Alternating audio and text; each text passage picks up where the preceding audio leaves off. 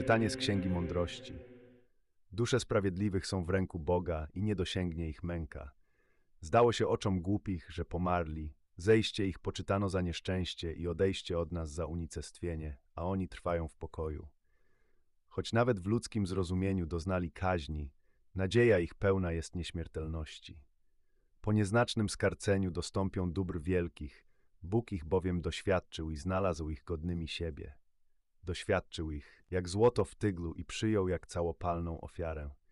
W dzień nawiedzenia swego zajaśnieją i rozbiegną się jak iskry po ściernisku. Będą sądzić ludy, zapanują nad narodami, a Pan królować będzie nad nimi na wieki.